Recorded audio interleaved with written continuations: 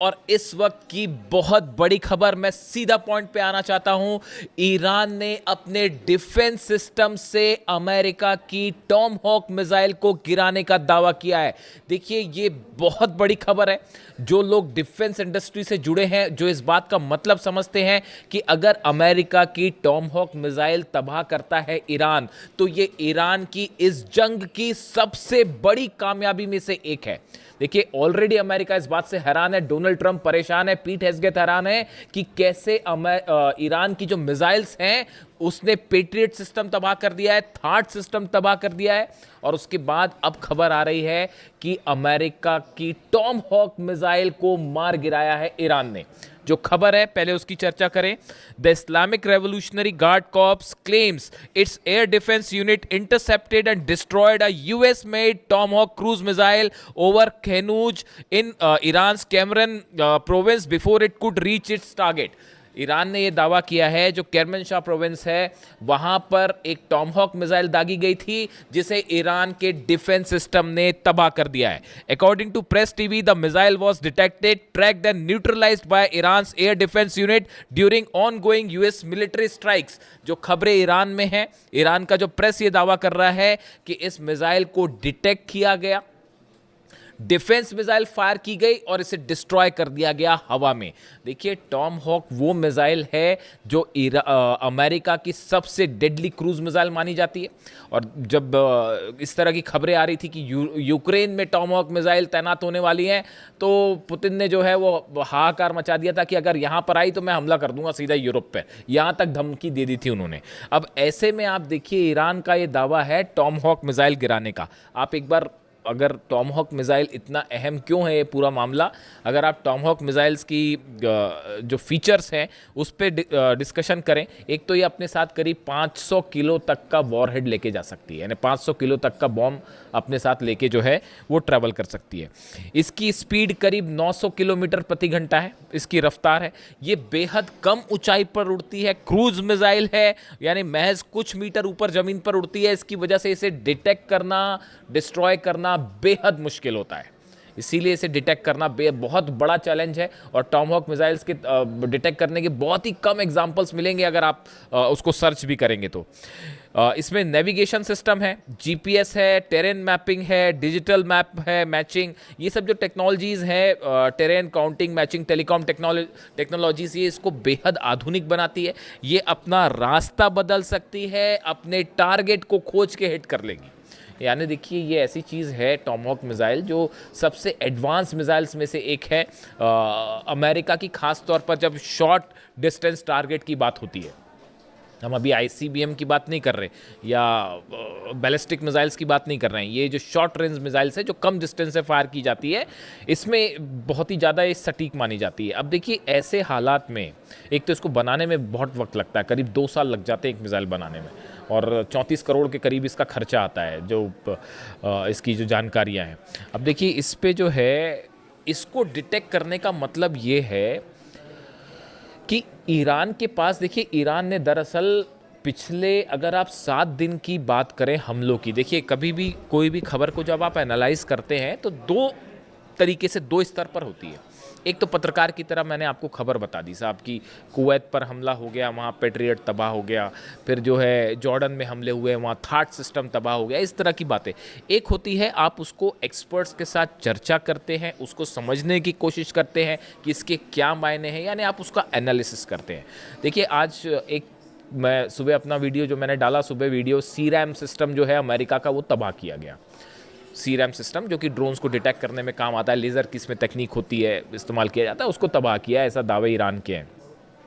उसमें बड़े सारे कमेंट आए कि आप जो है ये नहीं बताते हो कि ईरान में कितनी तबाही हुई, आप अमेरिका की तबाही ज़्यादा क्यों बताते हो। मैं इसका एक जवाब देना चाहता हूँ। देखिए, आप अगर मीडिया को देखेंगे तो आपको बड़ी आसानी से ये डिटेल्स मिल जाएंगे कि ईरान में कहाँ हमला हुआ है, ईरान में क्या तबाह हुआ है, ये बताने वाले आपके पास बहुत सारे सोर्स हैं। लेकिन अमेरिका में कितना नुकसान हुआ है, इजराइल में, ये बताना एक तो बड़ा चैलेंजिंग काम है। देखिए, ये दावे करना बहुत ही, इसमें आपको मेहनत लगेगी, रिसर्च लगेगी, आपके सोर्सेज मजबूत होने चाहिए, तभी आप ये काम कर सकते हैं। इसीलिए हम एक कोशिश करते हैं कि आप तक वो खबर पहुंचाएं जो साधारण इजीली आप तक नहीं पहुंच पा रही है। दूसरी चीज़ ये है कि ईरान के जो हमले होते हैं अमेरिकन बेसिस पे या इजराइल में या मिडिल ईस्ट में, यहाँ से खबरें निकालना बड़ा मुश्किल हो जाता है, क्योंकि मीडिया कवरेज पर बैन लग जाती है इन देशों में कि आप जो है वो मीडिया कवर नहीं कर सकते। आप चाहे सऊदी अरब की बात कर लें, चाहे आप यूएई की बात कर लें, सब जगह निर्देश हो जाता है कि भाई इसको कवर मत करिए। इसी तरह का हाल जो है वो कुवैत में भी है, इजराइल से तस्वीरें बाहर आती नहीं है। तो इन हालात में यहाँ से खबरें निकालना बड़ा मुश्किल होता है, लेकिन उसके बावजूद हम ये कोशिश करते हैं। इसीलिए ज़्यादा खबरें ये होती हैं कि ईरान ने कितना नुकसान पहुंचाया, बात नंबर 1। बात नंबर 2, कई बार आप सिर्फ खबर ही नहीं बताते हो, आपको स्टैंड भी लेना पड़ता है कि क्या चीज़ सच है, क्या चीज़ सही है, क्या चीज़ गलत है। अगर 168 बच्चियों पर टॉमहॉक मिसाइल से हमला होगा तो उसकी आलोचना भी होगी। वो मैं सिर्फ खबर ही नहीं दूंगा, उसकी आलोचना भी करूंगा, और जितनी हो सकती है उतनी करूंगा, क्योंकि आप सिर्फ हर बार सिर्फ एक खबर देने तक सीमित नहीं रह सकते। आपको ये भी बताना होगा कि क्या चीज़ सही हो रही है। अगर बच्चे मर रहे हैं फिलिस्तीन में तो उसको बोला जाएगा ये जेनोसाइड है साहब। अगर छोटे छोटे बच्चे मर रहे हैं, 30,000 बच्चों को अगर फिलिस्तीन में भूखा मार दिया जाए तो वो सिर्फ खबर बताने तक कम से कम मैं तो सीमित नहीं रहूंगा। मैं ये भी बताऊंगा कि ये जेनोसाइड है और इसकी आलोचना की जानी चाहिए। ठीक है, तो ये भी बात होती है। दूसरा, आप जब खबरें निकालते हैं वो आपको पता ही है। देखिए, मैं इस बारे में कुछ नहीं कहना चाहता। ये इस वॉर के दौरान की करीब 20 से 25 खबरें ऐसी हैं जो हमने प्रिडिक्ट की और वो बिल्कुल सही हुई। जिस दिन अली खामेनी साहब पर अटैक हुआ था, इस तरह की चर्चाएं शुरू हो गई थी कि बस अब तो हार गया ईरान, अब तो हार गया ईरान। हिंदुस्तान में शायद इकलौता हमारा पॉडकास्ट है जिसमें हमने ये कहा था कि आप जंग करके देख लीजिए, ईरान कभी नहीं हारेगा। 5 महीने बाद आप कहाँ खड़े हैं देख लीजिए। हकीकत जानना चाह रहे हैं आप? थार्ड सिस्टम के ऊपर मिसाइल गिरी है, चेक कर लीजिए जाके। तस्वीरें आएंगी बाहर जब आएंगी सैटेलाइट से, ये मैं दावा कर रहा हूं आपको। थर्ड सिस्टम के ऊपर मिसाइल गिरी है। पेट्रियट सिस्टम 3 जगह तबाह हुए हैं। मुझसे कोई कह रहा था कि आप बार बार पेट्रियट, भाई साहब कुवैत में अलग पेट्रियट सिस्टम तबाह हुआ है, बहरीन में अलग तबाह हुआ है, जॉर्डन में तबाह हुआ है। जॉर्डन में तो जहां लगा था ना पेट्रियट सिस्टम, उसके ऊपर खुर्रमशहर 4 मिसाइल गिरी है। पता कर लीजिएगा जाके, अभी दावे आएंगे। 30 प्लेन पिछली बार गिरने की हमने बात कही थी, निकले 42 प्लेन्स गिर गए थे। और इस बार भी अभी बार बार हम कह रहे हैं कि जॉर्डन में बड़ा नुकसान हुआ है। F-15 एक गिरने की और एक जलने की बात आ रही है, अभी आप देखते जाइए। अभी जब इस सीनेट कमेटी बैठेगी और 6 महीने बाद बताएगी कि जॉर्डन के बेस पर क्या हुआ, कुवैत के बेस पर क्या हुआ, बहरीन के बेस पर क्या हुआ, तब पता चलेगा। लेटेस्ट जो अपडेट आ रही है कि कुवैत में जो है वो कुवैत की सेना का एक मिलिट्री का बेस है, उसके ऊपर ईरान ने हमला किया है। लेटेस्ट जानकारी बता रहा हूं मैं आपको। कुवैत में मिलिट्री बेस पर अटैक हुआ, लेकिन वो मिलिट्री बेस ऑपरेट अमेरिका कर रहा था, सैनिक अमेरिका के थे, वॉरहेड्स वहां पे जितने भी युद्ध से जुड़ी चीजें थी वो अमेरिका की थी। उसके ऊपर सीधा स्ट्राइक हुई है, मिलिट्री सेंटर के ऊपर सीधा कुवैत पे स्ट्राइक हुई है। और ईरान का दावा है बड़ी संख्या में वहां भी सोल्जर्स घायल हुए अमेरिका के। अब ये बातें कोई स्वीकार करेगा नहीं, लेकिन निकल के आती हैं, तो आपको ये सब चीजें कैलकुलेट करनी पड़ेगी कि भाई कैसे हुआ। इसीलिए ये टॉमहॉक मिसाइल वाला जो है, देखिए, अगर आपने टॉमहॉक मिसाइल मार के गिरा दी, मान लीजिए अगर ये खबर सच है जो ईरान दावे कर रहा है, ईरान के दावे जो हैं कि भाई हमने टॉमहॉक मिसाइल गिरा दी। अब अगर टॉमहॉक मिसाइल गिरा दी और अगर ये खबर सही निकल जाती है, तो आपको फिर ईरान के उन दावों को भी मारना पड़ेगा कि साहब थार्ड उड़ा दिया है और पेट्रियट उड़ा दिया है। फिर आप उसको भी मानिए। फिर आप इस बात में भी कोई आश्चर्य नहीं होगा कि वो जो कह रहा है कि भाई हैंगर्स में जो है F-15 जेट्स खड़े थे, हैंगर के ऊपर मिसाइल मारी और सब तबाह हो गए। वो धीरे धीरे सैटेलाइट तस्वीरें आनी शुरू हो गई हैं। इसीलिए इन खबरों का एनालिसिस जो है मुश्किल है थोड़ा सा। अब देखिए, ये जो अगर अमेरिका के हमलों की बात की जाए, जो अमेरिका ने स्ट्राइक्स की हैं पिछले 12 घंटे में, केशम आइलैंड्स पर हमले हैं, एहवाज में हमले हैं, खुजेस्तान में हमले हैं, लारक आइलैंड्स के पास हमले हैं, सिरीक पर हमले हैं, बंदर अब्बास में हमले हैं, अधिमेश्क में और ओमिदी है, ये वो इलाके हैं। करीब 15 इलाके ऐसे हैं जहां पर धमाकों की आवाज़ें हैं पिछले 12 घंटे के अंदर। तो ईरान पे तो स्ट्राइक हो ही रही है, लेकिन जब आप आ जाके सर्च करेंगे तो आपको दुनिया भर के अखबार, दुनिया भर के मीडिया आपको डिटेल बता देगी बड़ी आसानी से कि हाँ भाई, ईरान में जो इस जगह धमाके हुए, ईरान छुपाता भी नहीं उस बात को, बता देता है हाँ यहाँ हमारे हमले हुए हैं, इतने पुल तबाह हुए हैं। आपको ये बात कौन बताएगा कि जॉर्डन में कितने बेस तबाह हुए हैं अमेरिका के, कुवैत में कितने बेस तबाह हुए हैं, बहरीन में कहाँ कहाँ मिसाइल्स गिरी है, अमेजॉन के डेटा सेंटर पर हमला हुआ। आज खोल के देख लीजिए पूरी खबरें क्या है। मिसाइल गिरी, उसके 15 मिनट के अंदर हमने खबर अपलोड कर ली थी। परसों का मेरा वीडियो उठा के देख लीजिए आप। अमेजॉन का डेटा सेंटर हिट हुआ था 15 मिनट के अंदर, जबकि मैं तो पॉडकास्ट कर रहा हूं। और देखिए, ये सब दावे सच साबित होंगे। थर्ड सिस्टम, मुझसे कई कमेंट्स पे सवाल उठ रहे थे कि ये कैसा हो सकता है, कैसे हो सकता है। पेट्रियट सिस्टम तबाह हुआ है, थर्ड सिस्टम तबाह हुआ है, जेट्स कई जलने की खबर है, और अब ये है ये टॉमहॉक वाले जो ये अभी दावे के लेवल पे है। इसको वेरीफाई करने में टाइम लगेगा, है या नहीं है, टाइम लगेगा, लेकिन ये दावा चूंकि है और बहुत बड़ा दावा है, तो टॉमहॉक मिसाइल को मार गिराना आसान बात नहीं है। अब इसके अलावा देखिए, 13 दिन में 55 लोगों की मौत है ईरान में। ये ईरान की तरफ से कहा गया है कि ये जो 13वीं दिन की स्ट्राइक हुई बीती रात, इन 13 दिनों में ईरान में 55 लोगों की मौत हो गई है। और अब देखिए, हमले जो हो रहे हैं वो सेंट्रल ईरान पे हो रहे हैं। आप इस बात को समझिए। पहले 2 कोशिशें चल रही हैं डोनाल्ड ट्रंप की तरफ से, अमेरिका की तरफ से। एक, हॉर्मूज के आसपास हमले किए जाएं। पहले इन्होंने कोशिश की कि मेन लैंड से हॉर्मूज को हम अलग कर दें। 11 दिन तक जो बमबारी थी उसकी कोशिश ही यही थी। ये शायद चाहते थे ग्राउंड ऑपरेशन करें, और वो एक कोशिश थी कि भाई बंदर अब्बास हो गया, केशम हो गया, लारक आइलैंड हो गया, सिरिक हो, इन सब का हम मेन लैंड ईरान से कनेक्शन तोड़ दें। इसलिए पुल तोड़ रहे थे बम गिरा के। वो पुल तोड़ दे रहे हैं, वो 6 घंटे के अंदर साहब पुल बना दिया फिर से। ऐसी भी तस्वीर आई है। बंदर अब्बास के पास एक पुल पर हमला हुआ और वो पुल गिरा, मेन कनेक्शन लाइन थी, वो जैसी गिरी उसके वो अमला वहाँ खड़ा हो गया, तुरंत जाके उसको बनाने में जुट गया। ऐसी ईरान थोड़ी ना। आप खुद सोचिए इस बात को, जो मेरे पे सवाल उठा रहे हैं, जरा वो इस बात को सोचें। दुनिया में इजराइल की आर्मी और उसकी ताकत आप जानते ही हैं। अमेरिका के पास आप हथियार देख लीजिए, अरब देशों, इन सब से एक देश मुल्क लड़ाई कर रहा है पिछले 5 महीने से। और आप क्या कर पाए? आप क्या ईरान में कब्जा कर पाए, कदम रख पाए? डर रहे हैं अभी भी डर है साहब कि अगर वहाँ कदम रखेंगे तो पता नहीं क्या होगा। इसी वजह से ऑपरेशन नहीं हुआ। वो एयर स्ट्राइक्स होती रही, लेकिन ये जो ग्राउंड ऑपरेशन वाला प्लान है फिर कैंसिल हो गया। ये कोशिश कर रहे थे केशम आइलैंड पे और या फिर अबू मूसा आइलैंड पे या ऐसे किसी आइलैंड पर कब्जा करने की, लेकिन वो हो नहीं पा रहा है। क्यों? डर रहे साहब हमला कर। वो तो जो छोड़ी है, वो तो ऐसा ठोक रहे हैं। हॉर्मूज में एक जहाज़ गिरने की तस्वीर देखी आपने? वो हॉर्मूज में जब कंफर्म हो जाएगा तो मैं बताऊंगा क्या। अभी ये कंफर्म नहीं है कि कौन सा जेट गिरा है। अमेरिका का एक जेट हिट किया गया है हॉर्मूज के आसमान में, उसके गिरते हुए और आग लगती हुई तस्वीरें हैं। अब वो कौन सा है, वो इनका वो महंगा वाला ड्रोन, क्या नाम है उसका, वो ड्रोन है या कोई F-15 तो नहीं हिट हो गया? इस तरह की भी खबरें हैं। अब अभी वो सच्चाई जब होगी तब सामने आएगी। MQ-9 रिपर ड्रोन तो ऐसे गिर रहे हैं जैसे बच्चे मार के गिरा देते हैं, पतंगों को गिरा देते हैं, खींच के काट देते हैं, वैसे रिपर ड्रोन्स गिर रहे हैं। पता नहीं कितने अरब का है वो।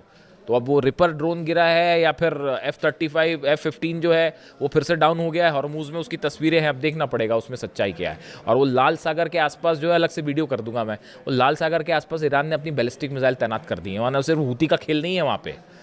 तो बड़ी सीधी सी बात है, हूती मतलब पीछे रूस बैक कर रहा है, ईरान बैक कर रहा है हूतीस को। और 2 अरब के 2 जहाज़ ठोकने का मतलब है क्यों नहीं हुआ हमला? अब तक कर देते हमला, सऊदी अरब हमला कर देता। और ईरान ने अपनी मिसाइल्स लगा रखी हैं वहाँ पे कि यमन पर हमला करोगे तो ये लो नतीजा।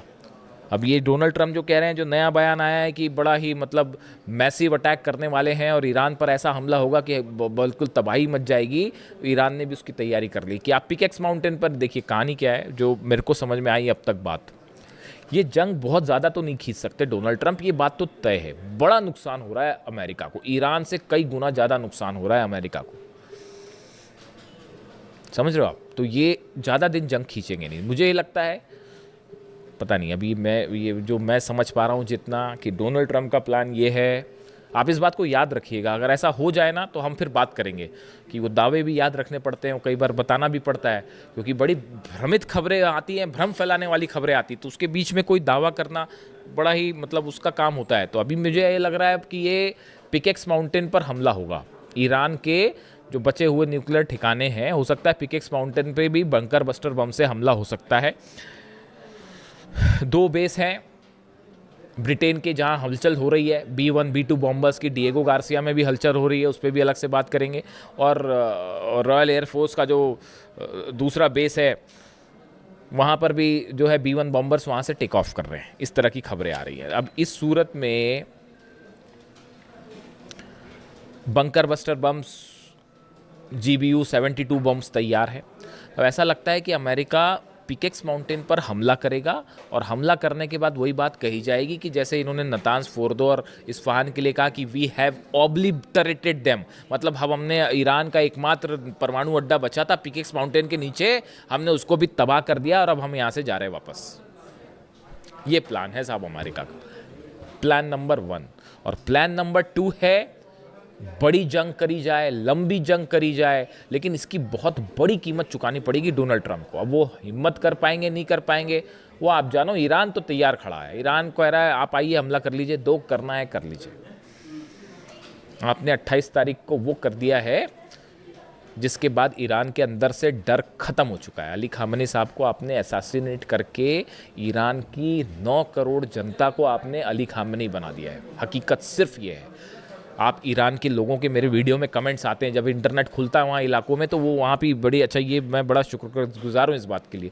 मेरे पास ईरान से कमेंट आते हैं, I am so thankful for them. वो वहाँ पे ईरान में वीडियो देख रहे हैं, जो हिंदी जानते होंगे वो देख रहे हैं। एक भाई साहब का एक दिन कमेंट आया, वो तो बहुत ही बड़ी बात थी कि हम जो है वो तेहरान में आपका वीडियो देखते हैं और जो लोग फारसी जानते हैं उनको उसका अर्थ समझाते हैं। ये तो बहुत ही बड़ा कॉम्प्लीमेंट था, बहुत ही बड़ी बात है। तो खैर, तो अब हालात ये है कि डोनाल्ड ट्रंप पिकेक्स माउंटेन पर हमला करने की तैयारी में, और ऐसी भी खबरें आ गई हैं कि ईरान की तरफ से बड़ी वार्निंग दे दी गई है कि अगर हमारे पिकेक्स माउंटेन पर हमला हुआ, जाग्रोस पर हमला हुआ, तो बाकी तो पता नहीं तेल अवीव नहीं बचेगा। तेल अवीव पे हम सीधा हमला करेंगे। वो ईरान ने अपनी प्लानिंग कर रखी है। वो मैं आपको बताऊंगा कैसे नेटो के बेसिस पर हमला होने वाला है, यूरोप कैसे खतरे की जद में है, और कैसे जो है वो तेल अवीव से सीधा इजराइल पर हमला कर देगा ईरान अगर पिकेक्स माउंटेन पर न्यूक्लियर सेंटर्स पर हमले होते हैं तो। लेकिन इस बीच बड़ा डेवलपमेंट ये है साहब कि अब्बास अराक्ची साहब की लावरो से मुलाकात हुई है, रूस के विदेश मंत्री से, और चीन के विदेश मंत्री वांग यी से मुलाकात हुई है। एससीओ समिट हो रही है उसमें, और उसमें काफ़ी सारे डेवलपमेंट हैं। देखिए, बड़ी चीज़ें होती हैं जब आप डिप्लोमेसी की बात करते हैं। देखिए, जितनी लंबी जंग उतनी बड़ी ईरान की जीत, हकीकत यही है। तो अब ये रूस का क्या कहना है, चीन का क्या कहना है, ये सब चीज़ें तय करेंगी कि आगे क्या होने वाला है। लेकिन फ़िलहाल जहाँ से बात शुरू की थी कि अगर वाकई ईरान ने टॉमहॉक मिसाइल गिरा दी है, तो ये तो ईरान ने वाकई गज़ब कर दिया है। वीडियो कैसा लगा कमेंट करके ज़रूर बताएं। Thank you so much.